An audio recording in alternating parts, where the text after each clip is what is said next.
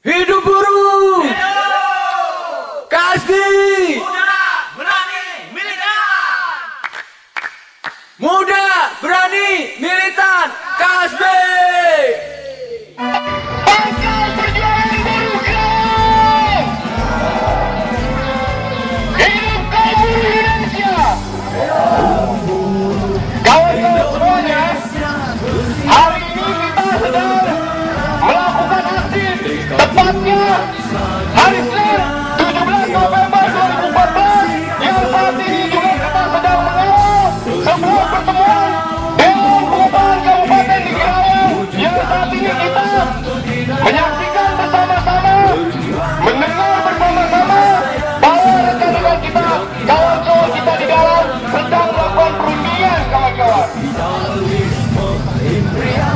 Perundingan terhadap sebuah keputusan penting yang akan berpengaruh terhadap seluruh roda kehidupan ekonomi masyarakat yang ada di Kerawang, khususnya pendapatan upah kaum buruh di Kerawang. Kawan-kawan semuanya, masih ingatkah setahun yang lalu kita mulai aksi dari jam 12 siang sampai jam 6 pagi, baru ada keputusan kenaikan upah yang angkanya terbesar se-Jawa Barat, kawan-kawan, yaitu 2,4 juta, yang saat ini sedang kita tuntut menjadi 3 juta. Berapa, kawan-kawan? Berapa tuntutan kita?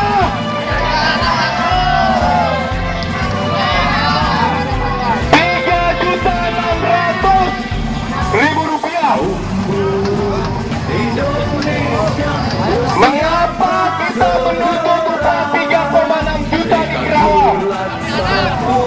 Apakah kita semuanya sudah menghitung berapa hasil dari survei kebutuhan hidup layak sepanjang tahun ini dan prediksi tahun 2015? Ada yang tahu berapa hasil surveinya, kawan-kawan? Kapitalisme, imperialisme, musuh rakyat bersama. Ada yang bilang hasil surveinya 4 juta. Lawan dunia baru karena Kehidupan buruh masih belum memiliki upah layak, kawan-kawan. Karena setiap kali ada kenaikan upah di seluruh provinsi, kabupaten, kota di Indonesia, di situ juga dibarengi kenaikan harga-harga kebutuhan pokok. Benar tidak, kawan-kawan? Yang saat ini merasa sedang menuntut upah 3,6 juta. Saya minta kawan-kawan angkat tangannya, angkat benderanya, angkat spanduk posternya tinggi-tinggi. Kasbi! Kita tidak main-main menuntut upah kita 3.600.000 saat ini, kawan-kawan. Kasbi! Kenapa sampai hari ini kita harus memastikan kenaikan upah yang juga mudah-mudahan angkanya kembali terbesar se-Jawa Barat, kawan-kawan, di Kerawang. Karena saat ini jauh dari kilometer Kerawang, tepatnya di Istana Negara Jakarta, Presiden Jokowi JK saat ini sedang rapat kabinet dengan menteri-menterinya membahas tentang persoalan kenaikan harga BBM. Impres itu harus kita kubur dalam-dalam, kawan-kawan. Karena kenaikan BBM pada tahun lalu melebihi kenaikan yang ditetapkan oleh Impres yang hanya 10%. Kenaikan BBM sampai 40%, kawan-kawan. Dan perlu kita sama-sama ketahui bahwa gonjang-ganjing, ontran-ontran yang bikin Makassar bergejolak, bentrokan atas perlawanan kenaikan harga BBM di sana, sehingga ada teman-teman wartawan yang dipukuli oleh aparat kepolisian, sehingga ada teman-teman mahasiswa yang harus diuber-uber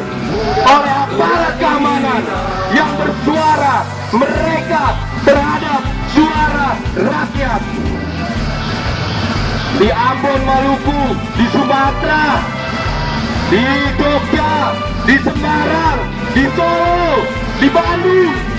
Dan hari ini kita perlu ketahui bahwa tanggal 17 November aksi kita juga terjadi di Kerawang, di Subang, di Indramayu, dan di Bandung. Aksi yang dipropori oleh gerakan buruh saat ini adalah aksi yang real, kawan-kawan. Karena apa? Usulan kenaikan harga BBM menjadi Rp3.000 menurut data pusat statistik bahwa orang miskin yang pendapatannya di bawah Rp1 juta setiap bulan sebanyak 130 juta jiwa. Kalau dibagi 4 dalam satu kakak berarti ada 30 juta orang miskin yang pendapatannya di bawah Rp1 juta. Dan apabila kenaikan Rp1.000, maka orang miskin harus mendapatkan tambahan biaya hidupnya sebesar Rp100.000. Artinya apa, kawan-kawan? Artinya akan ada lonjakan angka kemiskinan di Indonesia saat ini.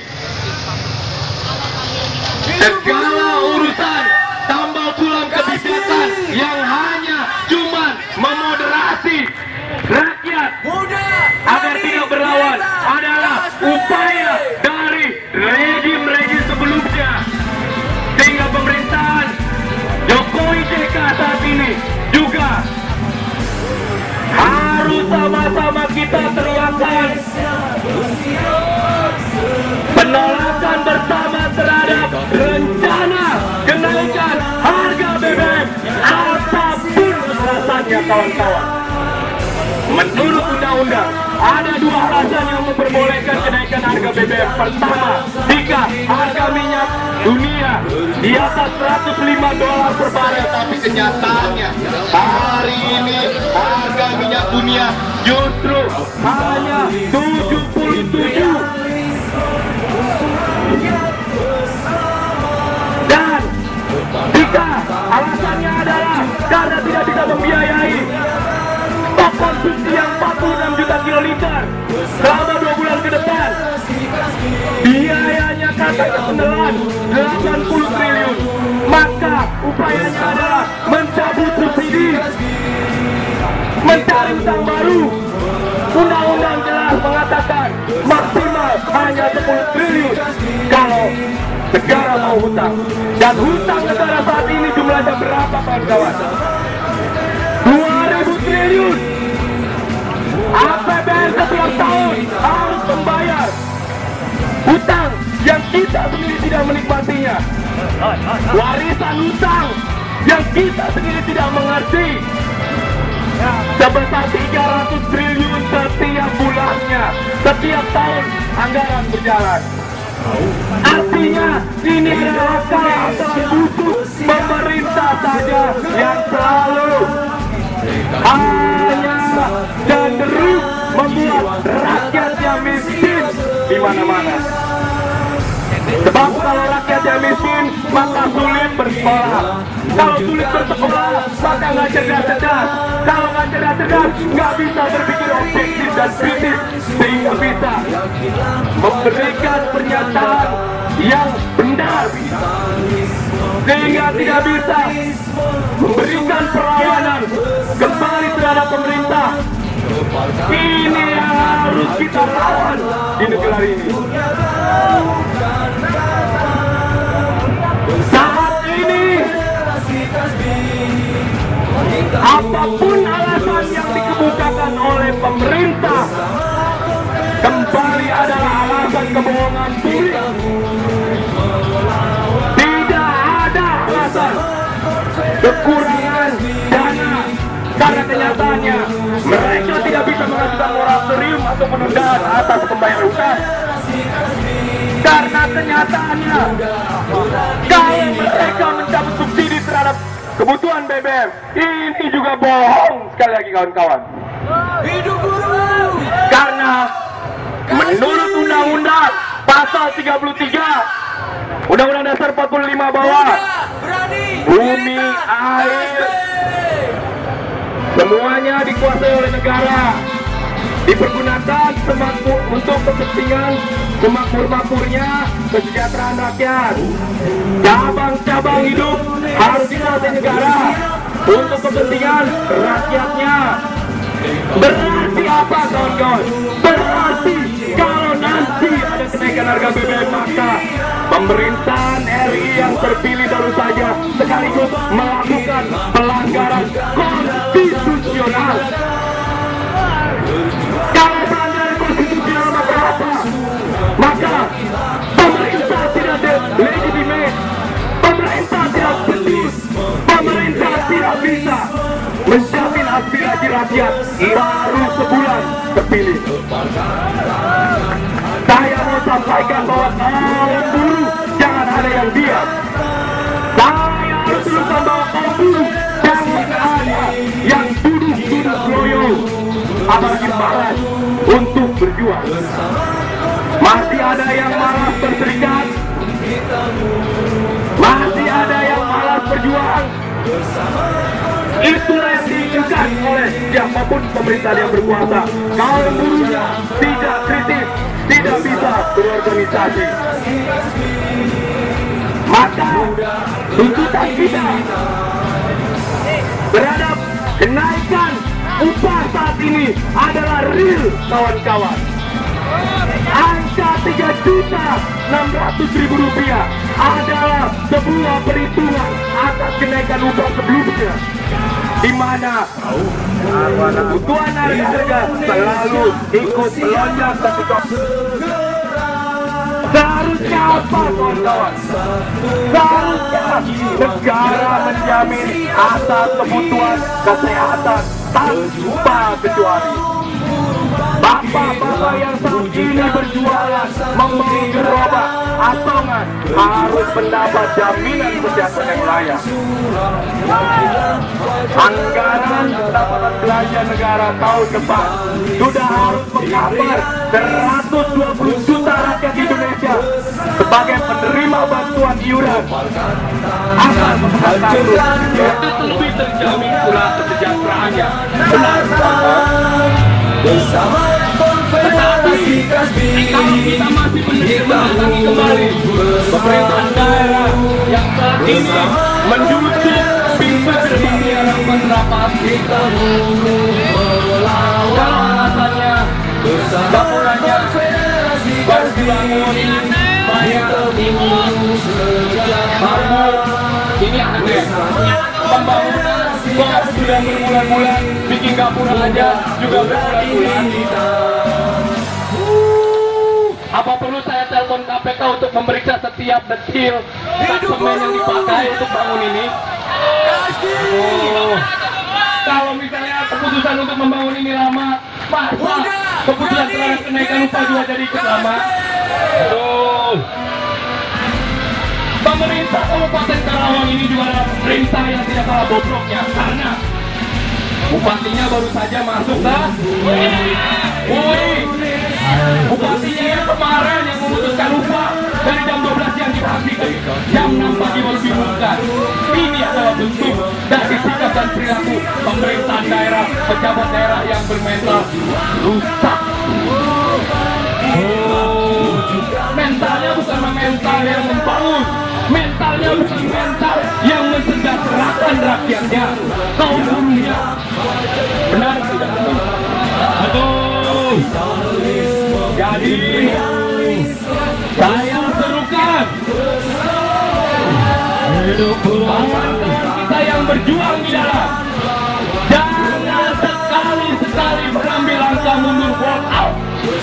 Karena kita yang di luar akan terus mengawal. Medan perjuangan tidak boleh ditinggalkan. Kita juga tidak akan melangkah mundur sejengkal pun dari tempat ini. Dan kita umumkan kepada seluruh kawan-kawan buruh yang belum bergabung pada siang hari ini, apabila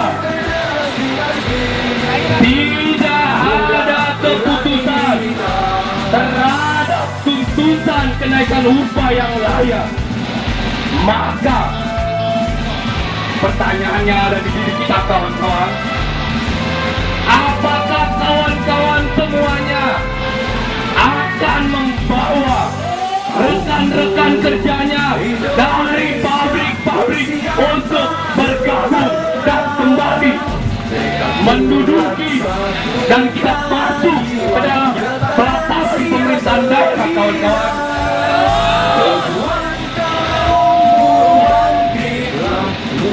Untuk itu hanya ada satu jalan. Kalau upah Kerawang kembali bisa merasakan kenaikan upah terbesar di Jawa Barat, hanya ada satu jalan.